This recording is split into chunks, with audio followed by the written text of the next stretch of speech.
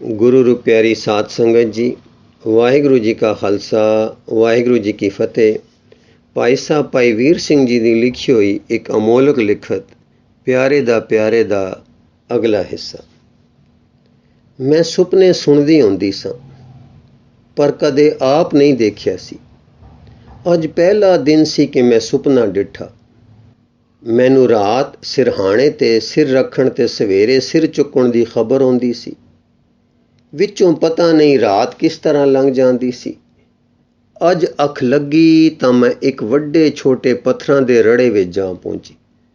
की देखदी हां कि वड्डे पत्थर वट्टे ते मिट्टी रेत दे किणके ही किणके पए हन, पर उस तरह नहीं जिस तरह मैं देखदी हुंदी सां। सगों हुण इउं जापे कि सारे जीउंदे हन, पर एवें पए नजिंदे जापदे हन। कोई जे रत्ता जिन्नी कला वरते ਤਾਂ ਇਹਨਾਂ ਨੂੰ ਹੋਸ਼ ਵੀ ਆ ਜਾਵੇ। ਇਹਨੇ ਨੂੰ ਮੈਂ ਕੀ ਡਿੱਠਾ ਕਿ ਉੱਥੇ ਪਾਣੀ ਆ ਗਿਆ ਤੇ ਉਹਨਾਂ ਕਿਣਕਿਆਂ ਨੂੰ ਪਾਣੀ ਆਖਣ ਲੱਗਾ ਕਿ ਹੇ ਕਿਣਕਿਓ, ਤੁਸੀਂ ਤਾਂ ਜਿੰਦ ਹੋ, ਉੱਠੋ, ਹੋਸ਼ ਕਰੋ। ਤੁਸੀਂ ਜੜ ਪੱਥਰ ਨਹੀਂ ਹੋ, ਤੁਸੀਂ ਜਿੰਦ ਹੋ, ਉੱਠੋ ਤੇ ਹੋਸ਼ ਕਰੋ। ਪਾਣੀ ਨੂੰ ਬੋਲਦਿਆਂ ਤੇ ਕਿਣਕਿਆਂ ਨੂੰ ਸੁਣਦਿਆਂ ਦੇਖ ਕੇ ਮੈਂ ਹੱਕੀ ਬੱਕੀ ਰਹਿ ਗਈ ਕਿ ਇਹ ਕਿਵੇਂ ਹੋ ਰਿਹਾ ਹੈ, ਇਹ ਕਿਵੇਂ ਬੋਲ ਤੇ ਸੁਣ ਰਹੇ ਹਨ। ਪਰ ਹੋ ਇਵੇਂ ਹੀ ਰਿਹਾ ਸੀ ਤੇ ਮੇਰਾ ਸ਼ੌਕ ਵਧ ਰਿਹਾ ਸੀ। ਸੋ ਮੈਂ ਹੋਰ ਅੱਗੇ ਹੋ ਕੇ ਸੁਣਨ ਲੱਗੀ ਤਾਂ ਛੋਟੇ ਵੱਡੇ ਸਾਰੇ ਕਿਣਕਿਆਂ ਨੇ ਕਿਹਾ, ਅਸੀਂ ਜਿਸ ਹਾਲ ਵਿੱਚ ਪਏ ਹਾਂ ਚੰਗੇ ਹਾਂ, ਹੇ ਪਾਣੀ ਤੂੰ ਅੱਗੇ ਜਾ। ਤਦ ਪਾਣੀ ਬੋਲਿਆ, ਭੋਲਿਓ ਤੁਸੀਂ ਜਿੰਦ ਹੋ, ਆਓ ਮੇਰੇ ਨਾਲ ਮੈਂ ਤੁਹਾਨੂੰ ਉੱਥੇ ਪਹੁੰਚਾ ਦਿਆਂ ਜਿੱਥੇ ਤੁਸੀਂ ਆਪੇ ਪਏ ਆਖੋ ਅਸੀਂ ਜਿੰਦ ਹਾਂ। ਆਪਣੇ ਟੁਰਨ ਦੀ ਗੱਲ ਸੁਣ ਕੇ ਇਕਨਾਂ ਨੇ ਆਖਿਆ, ਜਾ ਭਾਈ ਆਪਣੇ ਰਸਤੇ ਟੁਰ, ਅਸੀਂ ਸਲਾਹ ਕਰਕੇ ਤੈਨੂੰ ਕੱਲ ਉਤਰ ਦਿਆਂਗੇ। ਤਾਂ ਪਾਣੀ ਪਿੱਛੇ ਹਟ ਗਿਆ। ਹੁਣ ਕਿਣਕਿਆਂ ਦੀ ਪੰਚਾਇਤ ਜੁੜ ਬੈਠੀ। ਵੱਡੇ ਵੱਡੇ ਪੱਥਰ ਬੋਲੇ, ਅਸੀਂ ਬੜੇ ਖੀ ਹਾਂ, ਸੁੱਖ ਨਾਲ ਪਏ ਹਾਂ। ਇਹ ਪਾਣੀ ਕੋਈ ਮਤਲਬ ਹੀ ਹੈ, ਸਾਨੂੰ ਖੁਆਰ ਕਰੇਗਾ। ਅੱਗੇ ਅਸੀਂ ਉੱਚੇ ਪਰਬਤਾਂ ਤੇ ਵਸਦੇ ਸਾਂ।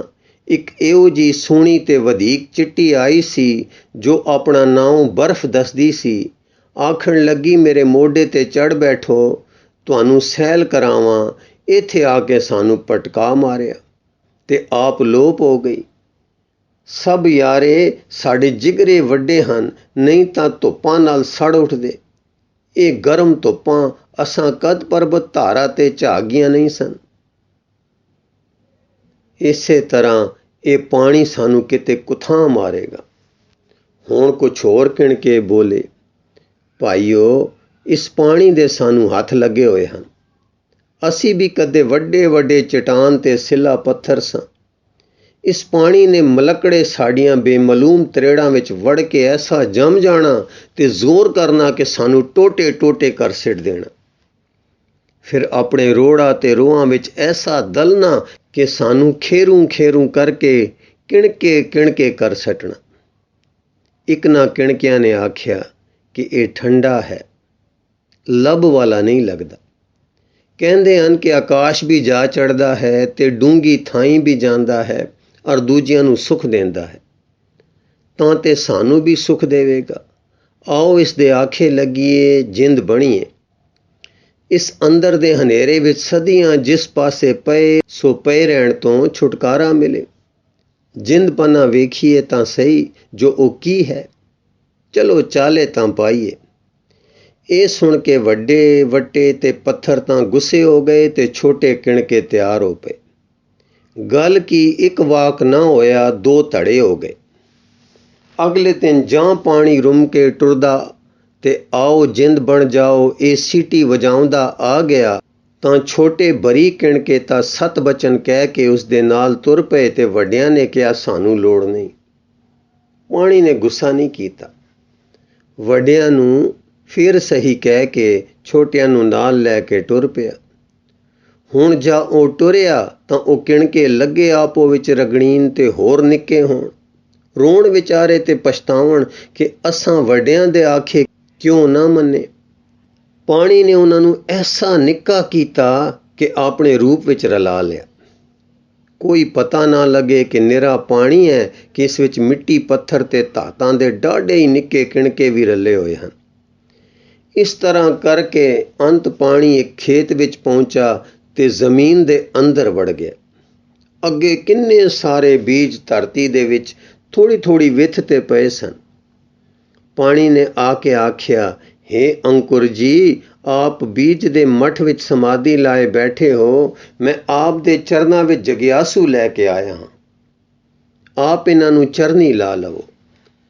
ਤਾਂ ਅੰਕੁਰਾਂ ਨੇ ਆਖਿਆ, ਅੰਕੁਰ ਬੀਜ ਦਾ ਉਹ ਨਿੱਕਾ ਹਿੱਸਾ ਹੈ ਜਿਸ ਵਿੱਚ ਉਗਣ ਦੀ ਸ਼ਕਤੀ ਹੁੰਦੀ ਹੈ। ਉਹ ਨਿੱਕਾ ਜਿਹਾ ਕਿਣਕਾ ਅਕਸਰ ਸਿਰੇ ਤੇ ਆਉਂਦਾ ਹੈ। ਬਾਕੀ ਹਿੱਸਾ ਬੀਜ ਦੇ ਉਗ ਪੈਣ ਤੇ ਇਸ ਕਿਣਕੇ ਦੀ ਪਹਿਲੀ ਖੁਰਾਕ ਬਣਦਾ ਹੈ। ਤਾਂ ਅੰਕੁਰਾਂ ਨੇ ਆਖਿਆ, ਹੇ ਪਾਣੀ, ਅਸੀਂ ਸਮਾਧੀ ਵਿੱਚ ਹਾਂ ਅਰ ਸੁਖੀ ਹਾਂ, ਸਾਨੂੰ ਖੇਚਲ ਨਾ ਦੇ। ਤਾਂ ਪਾਣੀ ਨੇ ਬਹੁਤ ਮਿੰਨਤਾਂ ਕੀਤੀਆਂ। ਉਹ ਜੋ ਬੀਜ ਦੇ ਉਦਾਲੇ ਕਰੜਾ ਕੋਟ ਸੀ, ਉਸ ਵਿੱਚ ਸੁਖੀ ਬੈਠੇ ਅੰਕੁਰਾਂ ਨੇ ਕਿਹਾ, ਅੱਛਾ ਬਈ, ਕੱਲ ਦੱਸਾਂਗੇ। ਤਾਂ ਪਾਣੀ ਪਿੱਛੇ ਅਟਕ ਗਿਆ। ਰਾਤ ਨੂੰ ਅੰਕੁਰਾਂ ਦੀ ਪੰਚਾਇਤ ਨੇ ਸਲਾਹ ਗਿਣੀ। ਕਈਆਂ ਨੇ ਜੋ ਬਹੁਤ ਪੱਕੇ ਸਨ ਆਖਿਆ, ਅਸੀਂ ਆਪ ਬਹੁਤ ਸੁਖੀ ਹਾਂ, ਕਿਸੇ ਨਾਲ ਸਾਨੂੰ ਕੀ। ਕਈ ਕੱਚੇ ਸਨ, ਉਹਨਾਂ ਨੇ ਕਿਹਾ, ਮਸਾਂ ਮਸਾਂ ਕੋਈ ਆਇਆ ਸੀ ਪੁੱਛਣ ਵਾਲਾ, ਜੋ ਦੇਂਦਾ ਸੀ ਕਾਲੀ ਨਾਲ ਲੈ ਲੈਣਾ ਸੀ, ਭੁੱਲ ਹੋ ਗਈ। ਇਹਨਾਂ ਜੱਕੋ ਤੱਕਿਆਂ ਵਿੱਚ ਸਨ ਕਿ ਪੌਣ ਦੇ ਉਸ ਹਿੱਸੇ ਨੇ ਜੋ ਧਰਤੀ ਵਿੱਚ ਸਮਾਇਆ ਹੋਇਆ ਸੀ। ਅੰਕੁਰਾਂ ਨੂੰ ਆਖਿਆ, ਭੋਲਿਓ, ਤੁਸੀਂ ਜਿੰਦ ਹੋ। ਇਹ ਬਾਕੀ ਦਾ ਸਾਰਾ ਵੀ ਤੁਹਾਡਾ ਤੋਸ਼ਾ ਹੈ। ਤੁਸੀਂ ਆਪ ਜਿੰਦ ਹੋ। ਮੇਰੇ ਆਖੇ ਲੱਗੋ, ਮੈਂ ਤੁਹਾਨੂੰ ਧਰਤੀ ਤੋਂ ਬਾਹਰ ਲੈ ਚੱਲਾਂ ਤੇ ਦਿਖਾਵਾਂ ਕਿ ਬਾਹਰ ਚਾਨਣੇ ਵਿੱਚ ਤੁਸੀਂ ਕਿਸ ਤਰ੍ਹਾਂ ਲਹਿਰਾ ਲੈਂਦੇ ਹੋ। ਇਹ ਜੋ ਜਗਿਆਸੂ ਆਏ ਹਨ, ਇਹਨਾਂ ਨੂੰ ਚਰਨੀ ਲਾ ਲਓ। ਇਹ ਤੁਹਾਡੇ ਨਾਲ ਰਲ ਕੇ ਜਾਗ ਪੈਣਗੇ ਤੇ ਆਪਣੀ ਜਿੰਦ ਵੇਖਣਗੇ। ਤੁਸੀਂ ਇਹਨਾਂ ਦੀ ਜਿੰਦ ਨੂੰ ਆਪਣੇ ਵਿੱਚ ਲੈ ਕੇ ਹੋਰ ਉੱਚੀ ਜਿੰਦ ਵਿੱਚ ਆ ਜਾਓਗੇ। ਪੌਣ ਦਾ ਇਹ ਉਪਦੇਸ਼ ਸੁਣ ਕੇ ਅਗਲੇ ਦਿਨ ਜਦ ਪਾਣੀ ਆਇਆ ਤਾਂ ਬਹੁਤਿਆਂ ਨੇ ਚਰਨੀ ਲਾ ਲਿਆ ਤੇ ਕਈ ਗੁੱਸੇ ਨਾਲ ਐਸੇ ਲੜੇ ਕਿ ਸੜ ਗਏ। ਕਈ ਟੱਪ ਕੇ ਬਾਹਰ ਆ ਗਏ, ਉਹਨਾਂ ਨੂੰ ਧੁੱਪ ਨੇ ਮਾਰ ਲਿਆ। ਕਈ ਐਨੇ ਹੇਠਾਂ ਲੱਥੇ ਕਿ ਫਿਰ ਉੱਠੇ ਨਾ। ਪਰ ਜਿਨ੍ਹਾਂ ਨੇ ਉਪਦੇਸ਼ ਮੰਨਿਆ ਸੀ, ਉਹ ਗਿਰਦੇ ਦੇ ਕੋਟ ਨੂੰ ਪਾੜ ਕੇ ਬਾਹਰ ਨਿਕਲੇ ਤੇ ਉਹਨਾਂ ਨੂੰ ਅੰਦਰ ਜੜ੍ਹਾਂ ਤੇ ਬਾਹਰ ਪੱਤੇ ਨਿਕਲ ਆਏ। ਉਹ ਅੰਦਰ ਖਾਣ ਪੀਣ ਲੱਗ ਪਏ ਤੇ ਬਾਹਰ ਹਵਾ ਪੱਖਣ ਲੱਗ ਪਏ। ਉਹਨਾਂ ਨੇ ਆਖਿਆ, ਵੇਖੋ ਜੀ, ਪੌਣ ਗੁਰੂ ਦੇ ਉਪਦੇਸ਼ ਨੇ ਸਾਨੂੰ ਸੱਚ ਆਖਿਆ ਸੀ, ਤੁਸੀਂ ਜਿੰਦ ਹੋ। ਇਹ ਰੰਗ, ਇਹ ਰੂਪ, ਇਹ ਲਹਿਰੇ, ਇਹ ਚਾਨਣ ਅਸਾਂ ਕਿੱਥੋਂ ਵੇਖਣੇ ਸੀ, ਜੋ ਅਸੀਂ ਧਰਤੀ ਤੋਂ ਬਾਹਰ ਆ ਕੇ ਡਿੱਠੇ ਹਾਂ। ਠੀਕ ਅਸੀਂ ਜਿੰਦ ਹਾਂ। ਹੁਣ ਪੱਤੇ ਪੱਤੇ, ਟਾਹਣੀ ਟਾਹਣੀ, ਫੁੱਲ ਫੁੱਲ ਤੇ ਫਲ ਫਲ ਵਿੱਚ ਉਹ ਕਿਣਕੇ ਜੋ ਪਾਣੀ ਵਿੱਚ ਰਲ ਕੇ ਆਏ ਸੀ, ਆਪਣੇ ਪਹਿਲੇ ਰੂਪ ਨੂੰ ਚੇਤੇ ਕਰਨ। ਜਦੋਂ ਰੜੇ ਵਿੱਚ ਮੁਰਦਾ ਪਏ ਸਨ ਤਾਂ ਆਖਣ, ਅਸੀਂ ਸੱਚਮੁੱਚ ਜਿੰਦ ਹਾਂ। ਸਾਡੇ ਨਾਲ ਪਾਣੀ ਨੇ ਪਿਤਾ ਵਾਲਾ ਪਿਆਰ ਕੀਤਾ ਹੈ। ਕਿੱਥੋਂ ਚੁੱਕ ਕੇ ਸਾਨੂੰ ਆਪਣੇ ਵਿੱਚ ਸਮਾਇਆ ਤੇ ਕਿਹਨਾਂ ਦੇ ਚਰਨੀ ਲਾਇਆ, ਤੇ ਹੁਣ ਅਸੀਂ ਇਹਨਾਂ ਦਾ ਰੂਪ ਹੋ ਕੇ ਵਧੇ ਹਾਂ, ਮੌਲੇ ਹਾਂ, ਰਗ ਰਗ ਵਿੱਚ ਰਸ ਰੱਖਦੇ ਹਾਂ, ਝੂਮਦੇ ਹਾਂ ਤੇ ਆਨੰਦ ਲੈਂਦੇ ਹਾਂ। ਹੁਣ ਮੈਂ ਕੀ ਵੇਖਿਆ ਕਿ ਸਾਰੇ ਫਲ ਫੁੱਲ ਪੱਤੇ ਆਦਿਕ ਰੋਣ ਲੱਗ ਪਏ ਤੇ ਆਖਣ ਲੱਗੇ, ਸਾਡੀ ਜਿੰਦ ਉੱਡ ਚੱਲੀ ਹੈ। ਤਦ ਉਹਨਾਂ ਨੂੰ ਆਵਾਜ਼ ਆਈ ਕਿ ਨਹੀਂ, ਤੁਸੀਂ ਉੱਚੇ ਹੋਣ ਲੱਗੇ ਹੋ, ਜਾਨ ਬਣਨ ਲੱਗੇ ਹੋ। ਜਿਕੂ ਅੱਗੇ ਹੋਂਦ ਤੋਂ ਮਰ ਕੇ ਜਿੰਦ ਵਿੱਚ ਖਿੜੇ ਸਾਓ, ਹੁਣ ਜਿੰਦ ਤੋਂ ਮਰ ਕੇ ਜਾਨ ਵਿੱਚ ਖਿੜੋਗੇ। ਪਰ ਉਹ ਨਾ ਸਮਝੇ ਅਰ ਸਹਿਮ ਗਏ।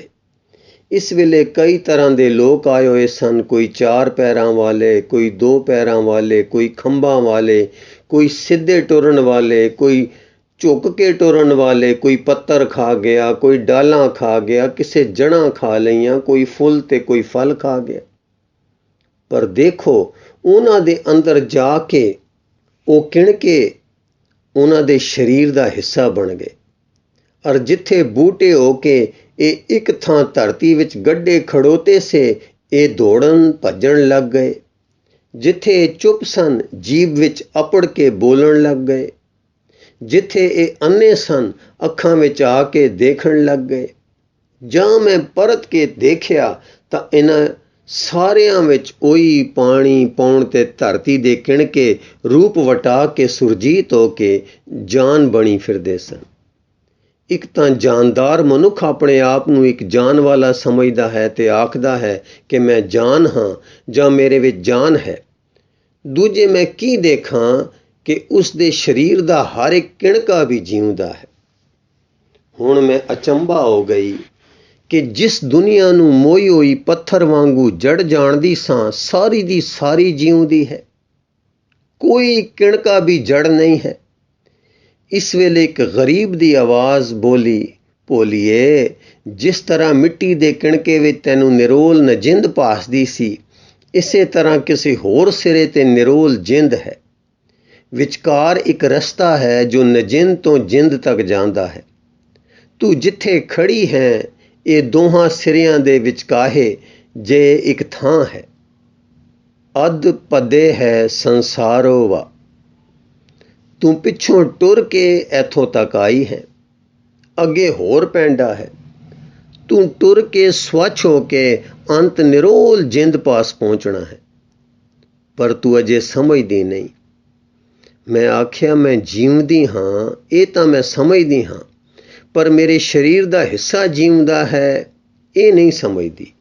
ਤਾਂ ਆਵਾਜ਼ ਬੋਲੀ, ਤੂੰ ਆਤਮਾ ਹੈ, ਸਰੀਰ ਆਤਮਾ ਨਹੀਂ। ਪਰ ਹਾਂ, ਸਰੀਰ ਵੀ ਤੇਰਾ ਜੜ ਨਹੀਂ, ਜੀਵਦਾ ਹੈ, ਪਰ ਸਰੀਰ ਦੀ ਕਿਣਕੇ ਕਿਣਕੇ ਦੀ ਜਿੰਦ ਨੀਵੀਂ ਹੈ ਜੋ ਜੜ ਪਾਸਦੀ ਹੈ। ਫਿਰ ਕਿਸੇ ਕਿਹਾ, ਸੂਰਜ ਆਪਣੇ ਵਿੱਚ ਚਾਨਣ ਦਾ ਅਲਾਂਭਾ ਹੈ। ਸੂਰਜ ਦਾ ਚਾਨਣਾ ਧਰਤੀ ਉੱਤੇ ਮੱਧਮ ਹੈ, ਪਰ ਧਰਤੀ ਉੱਤੇ ਖੁੱਲ੍ਹੇ ਥਾਂ ਨਾਲੋਂ ਪਰਛਾਵੇਂ ਵਿੱਚ ਚਾਨਣਾ ਘੱਟ ਹੈ ਤੇ ਬੰਦ ਕੋਠੇ ਵਿੱਚ ਹੋਰ ਵੀ ਇਸ ਤੋਂ ਘੱਟ ਹੈ।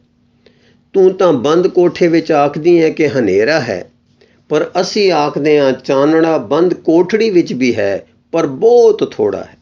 ਉਹ ਹਨੇਰਾ ਨਹੀਂ, ਪਰ ਅਤ ਘਟੀਆ ਚਾਨਣਾ ਹੈ। ਇਸੇ ਤਰ੍ਹਾਂ ਤੂੰ ਜਾਨ ਹੈ, ਤੇਰੀ ਜਾਨ ਦੇ ਸਾਹਮਣੇ ਤੇਰਾ ਸਰੀਰ ਜੜ ਹੈ, ਪਰ ਉਂਝ ਇਹ ਜੜ ਵੀ ਨਹੀਂ। ਇਸ ਦੇ ਕਿਣਕੇ ਕਿਣਕੇ ਵਿੱਚ ਵੀ ਜਿੰਦ ਹੈ, ਭਾਵੇਂ ਬਹੁਤ ਹੀ ਨੀਵੀਂ ਦਰਜੇ ਦੀ ਹੈ। ਹੁਣ ਮੈਂ ਕੀ ਡਿੱਠਾ, ਉਹਨਾਂ ਜਾਨਦਾਰਾਂ ਵਿੱਚ ਇੱਕ ਹਿੱਸਾ ਖੜਾ ਸੀ। ਜਾਂ ਮੈਂ ਚੰਗੀ ਤਰ੍ਹਾਂ ਡਿੱਠਾ ਤਾਂ ਇਹ ਮੇਰੇ ਹੀ ਵਰਗਾ ਮਨੁੱਖ ਸੀ। ਇਸ ਦੇ ਸਰੀਰ ਦੇ ਕਿਣਕੇ ਕਿਣਕੇ ਨੂੰ ਮੈਂ ਡਿੱਠਾ, ਉਸ ਵਿੱਚ ਜਿੰਦ ਸੀ, ਪਰ ਉਹ ਜਿੰਦ ਇਹ ਨਹੀਂ ਆਖ ਸਕਦੀ ਸੀ ਜਾਂ ਜਾਣ ਸਕਦੀ ਸੀ ਕਿ ਮੈਂ ਜਿੰਦ ਹਾਂ। ਪਰ ਮਨੁੱਖ ਵਿੱਚ ਕੁਝ ਹੋਰ ਐਸਾ ਸੀ ਜੋ ਆਖਦਾ ਸੀ ਮੈਂ ਜਿੰਦ ਹਾਂ, ਮੈਂ ਜਾਨ ਹਾਂ, ਔਰ ਉਹ ਆਪਣੇ ਆਪ ਨੂੰ ਹੀ ਮਨੁੱਖ ਸਮਝਦਾ ਸੀ ਔਰ ਆਪਣੇ ਤੋਂ ਛੁੱਟ ਸਾਰੇ ਕੁਝ ਨੂੰ ਆਪਣੇ ਸਾਹਮਣੇ ਮੁਰਦਾ ਸਮਝਦਾ ਸੀ। ਪਰ ਤਦ ਵੀ ਆਪਣੇ ਸਰੀਰ ਦੇ ਪੌਣ ਪਾਣੀ ਧਰਤੀ ਦੇ ਕਿਣਕਿਆਂ ਨੂੰ ਆਪਣੀ ਜਾਨ ਦੇ ਨੇੜੇ ਕੁਝ ਜਿਉਂਦੇ ਜੇ ਸਮਝਦਾ ਸੀ ਤੇ ਉਂਝ ਪੌਣ ਪਾਣੀ ਧਰਤੀ ਨੂੰ ਇਸ ਤੋਂ ਦੂਰ ਤੇ ਜੜ ਜਾਣਦਾ ਸੀ। ਇਸ ਦੇ ਸਰੀਰ ਦੇ ਇਸ ਭੇਤ ਨੂੰ ਸਾਫ਼ ਵੇਖ ਵੇਖ ਕੇ ਮੈਂ ਅਚੰਭਾ ਹੋ ਰਹੀ ਸਾਂ ਕਿ ਕਿਸੇ ਹੋਰ ਮਨੁੱਖ ਨੇ ਇਸ ਮਨੁੱਖ ਨੂੰ ਆ ਕੇ ਆਖਿਆ, ਓਏ ਭੋਲੇ, ਤੂੰ ਤਾਂ ਬੁੱਧ ਹੈ, ਤੂੰ ਕਿਉਂ ਆਪ ਨੂੰ ਨਿਰੇ ਪ੍ਰਾਣ ਤੇ ਜਿੰਦ ਸਮਝਦਾ ਹੈ? ਤੂੰ ਤਾਂ ਨਿਰਾ ਬੁੱਧ ਹੈ। ਜੇ ਤੂੰ ਬੁੱਧ ਹੋ ਜਾਵੇਂ ਤਾਂ ਸੁੱਖਾਂ ਨੂੰ ਜੋ ਝੂਠੇ ਹਨ ਛੱਡ ਦੇਵੇਂ। ਤਦੋਂ ਰੋ ਪਿਆ ਔਰ ਉਸ ਜਾਤਾ, ਜੇ ਮੈਂ ਜਿੰਦ ਜਾਨ ਨਹੀਂ ਤਾਂ ਮਰ ਜਾਵਾਂਗਾ। ਜਦ ਉਹ ਮੌਤ ਤੋਂ ਡਰਿਆ ਤਾਂ ਦਿਸਣ ਵਾਲੇ ਨੇ ਕਿਹਾ, ਸੁਣਿਆ ਪੋਹ ਨਾ ਸਕੈ ਕਾਲ, ਪਰ ਮੈਂ ਨਾ ਸਮਝੀ ਕਿ ਕੀ ਹੈ। ਤਾਂ ਉਸਨੇ ਦੱਸਿਆ, ਭੋਲਿਆ, ਤੈਨੂੰ ਮੌਤ ਨਹੀਂ ਮਾਰ ਸਕਦੀ, ਤੂੰ ਤਾਂ ਨਹੁੰ ਤੋਂ ਵਾਲ ਤੱਕ ਜਿੰਦ ਹੈ, ਮਰਦਾ ਕੁਛ ਨਹੀਂ, ਰੂਪ ਵਟਾਉਂਦਾ ਹੈ। ਮੰਨੈ ਸੁਰਤ ਹੋਵੇ ਮਨ ਬੁੱਧ, ਮੰਨੈ ਸਗਲ ਭਵਨ ਕੀ ਸੁਧ, ਮੰਨੈ ਮੋਹ ਚੋਟਾ ਨਾ ਖਾਏ, ਮੰਨੈ ਜਮ ਕੇ ਸਾਥ ਨਾ ਜਾਏ, ਐਸਾ ਨਾਮ ਨਿਰੰਜਨ ਹੋਏ, ਜੇ ਕੋ ਮਨ ਜਾਣੇ ਮਨ ਕੋਏ। ਮੈਂ ਤਾਂ ਉਸ ਵੇਲੇ ਇਸ ਨੂੰ ਪਸ਼ਤੋ ਵਾਂਗੂ ਓਪਰਾ ਜਾਤਾ। ਪਰ ਉਸ ਵੱਡੇ ਮਨੁੱਖ ਨੇ ਕਿਹਾ, ਜੇ ਤੂੰ ਮੰਨ ਲਵੇਂ ਜੋ ਕੁਝ ਤੂੰ ਹੁਣ ਮੈਥੋਂ ਜਾਣਿਆ ਹੈ ਤੇ ਨਾਮ ਨੂੰ ਜਾਣੇ, ਤਾਂ ਤੂੰ ਜਾਣੇਗਾ ਕਿ ਮਰਦਾ ਕੁਛ ਨਹੀਂ। ਸੁਰਤ ਮਨ ਤੇ ਮਨ ਬੁੱਧ ਤੇ ਬੁੱਧ ਸੁਧ ਜਾਂ ਸਿੱਧੀ ਹੋ ਜਾਂਦੀ ਹੈ। ਜੇ ਤੂੰ ਸਰੀਰ ਨੂੰ ਜਾਣਦਾ ਹੈ ਕਿ ਇਹ ਮੁਰਦਾ ਹੈ ਤਾਂ ਉਹ ਵੀ ਮੁਰਦਾ ਨਹੀਂ, ਆਪਣੇ ਰੰਗ ਵਟਾਉਂਦਾ ਹੈ। ਪੌਣ, ਪਾਣੀ, ਧਰਤੀ ਦੇ ਨਾਨਾ ਰੂਪ ਹਨ ਜੋ ਸੰਜੋਗ ਯਾਨੀ ਖਿੱਚ ਤੇ ਵਿਯੋਗ ਯਾਨੀ ਧੱਕ ਨਾਲ ਪਲਟੀਂਦੇ, ਬਣਦੇ, ਮੌਲਦੇ, ਫੈਲਦੇ ਤੇ ਸੁੰਗੜ ਕੇ ਸੁੱਕਦੇ ਰਹਿੰਦੇ ਹਨ। ਇਹ ਸੁਣ ਕੇ ਉਸ ਮਨੁੱਖ ਨੂੰ ਦਿਸ ਪਿਆ ਕਿ ਮੈਂ ਬੁੱਧ ਹਾਂ ਤਾਂ ਉਹ ਬਹੁਤ ਰਾਜ਼ੀ ਹੋਇਆ। ਪਰ ਹੁਣ ਉਹ ਬਾਹਰੋਂ ਚੁੱਪ ਪਰ ਅੰਦਰੋਂ ਉਸਨੂੰ ਆਪਣਾ ਆਪ ਉੱਚਾ ਲੱਗ ਭੁਲੇਖਾ ਕੱਢ ਖਾਵੇ। ਜਿਕੂ ਮੈਂ ਤੀਰ ਮਾਰ ਬੈਠੀ ਤੇ ਮਗਰੋਂ ਪਤਾ ਲੱਗਾ ਜੇ ਮਾੜਾ ਕੀਤਾ ਹੈ। ਜੋ ਪਹਿਲਾ ਪਤਾ ਕਰਕੇ ਮਾਰਨਾ ਸੀ, ਹੁਣ ਮੈਂ ਵੇਖਾਂ ਕਿ ਉਸ ਮਨੁੱਖ ਨੂੰ ਪਹਿਲੋਂ ਹੀ ਪਤਾ ਲੱਗ ਜਾਵੇ ਜੋ ਫਲਾਣਾ ਕੰਮ ਮਾੜਾ ਹੈ ਤੇ ਫਲਾਣਾ ਚੰਗਾ ਹੈ। ਇਹ ਵੇਖ ਕੇ ਮੈਨੂੰ ਚੇਤਾ ਆ ਗਿਆ ਕਿ ਜੇ ਮੈਨੂੰ ਕਦੇ ਮੇਰੇ ਚੰਗਾ ਮਨੁੱਖ ਇਹ ਆਖਦਾ ਕਿ ਤੂੰ ਬੁੱਧ ਹੈ ਤਾਂ ਮੈਂ ਵੀ ਇਸ ਮਨੁੱਖ ਵਾਂਗ ਰਾਜ਼ੀ ਹੋ ਜਾਂਦੀ। ਪਰ ਅਜੇ ਮੈਂ ਤੱਕ ਹੀ ਰਹੀ ਸਾਂ ਕਿ ਆਵਾਜ਼ ਆਈ, ਤਿੱਥੈ ਘੜੀਐ ਸੁਰਾਂ ਸਿਦਾਂ ਕੀ ਸੁਧ। ਮੈਨੂੰ ਫਿਰ ਪਛਤੋ ਲੱਗੀ, ਪਰ ਉਸ ਮਨੁੱਖ ਨੇ ਉਸਨੂੰ ਕਿਹਾ, ਤੂੰ ਬੁੱਧ ਨਹੀਂ, ਤੂੰ ਸੁਧ ਯਾਨੀ ਸਿੱਧੀ ਹੈ। ਬੁੱਧ ਗਵਾ ਤੇ ਸਿੱਧ ਪਾ ਲੈ। ਤਾਂ ਉਹ ਰੋਣ ਲੱਗਾ, ਜੋ ਐਡਾ ਚਾਨਣਾ ਗਵਾ ਕੇ ਮੈਂ ਹਨੇਰਾ ਹੋ ਜਾਵਾਂਗਾ। ਪਰ ਰੋਂਦੇ ਰੋਂਦੇ ਹੀ ਉਹ ਸਿੱਧ ਵਾਲਾ ਹੋ ਗਿਆ। ਪਰ ਉਸਨੂੰ ਹੋਰ ਗੱਲ ਜਿਸ ਦਾ ਸਾਨੂੰ ਪਤਾ ਵੀ ਨਹੀਂ ਪਈ ਦਿਸੇ। ਬੁੱਧ ਵੀ ਜਿਸ ਗੱਲ ਅੱਗੇ ਨਿਕੰਮੀ ਸੀ ਉਸਨੂੰ ਸਾਮਰਥਕ ਹੋ ਗਿਆ। ਬੁੱਧ ਤਾਂ ਪੱਤੇ ਤੇ ਟੋਹਾਂ ਲਾ ਕੇ ਵੇਖਦੀ ਸੀ, ਕਾਰਨ ਤੇ ਕਾਰਜ ਵਿਚਾਰ ਕੇ ਥੋ ਲਾਂਦੀ ਸੀ, ਪਰ ਸਿੱਧੀ ਨੂੰ ਐਵੇਂ ਹੀ ਸੋਝੀ ਪਈ ਆਉਂਦੀ ਸੀ। ਹੁਣ ਉਹ ਬਹੁਤ ਖੁਸ਼ ਹੋਇਆ। ਤਾਂ ਸਿਆਣੇ ਨੇ ਕਿਹਾ, ਹੇ ਪੌਣ ਗੁਰੂ, ਪਾਣੀ ਪਿਤਾ, ਧਰਤੀ ਮਾਤਾ, ਕਾਲ ਯਾਨੀ ਦਿਨ ਰਾਤ ਦਾਈ ਦਾਇਆ, ਗਰਮੀ ਚਾਨਣ ਸਰਦੀ ਹਨੇਰੇ ਦੀ ਗੋਦ ਵਿੱਚ ਖੇਡਦੇ ਹੋਏ ਜਿੰਦੇ ਕਿਣ ਕੇ, ਦੇਖ ਤੂੰ ਮਰ ਮਰ ਕੇ ਕਿੱਥੇ ਆ ਗਿਆ ਹੈ। ਤੇਰੀ ਮੰਜ਼ਿਲ ਮੁੱਕ ਚੱਲੀ ਹੈ। ਤੂੰ ਹੁਣ ਦਿਸਣ ਵਾਲੇ ਤੋਂ ਦੇਖਣ ਵਾਲਾ ਹੋਣ ਲੱਗਾ ਹੈ। ਦੇਖ ਤੂੰ ਆਤਮਾ ਹੈ।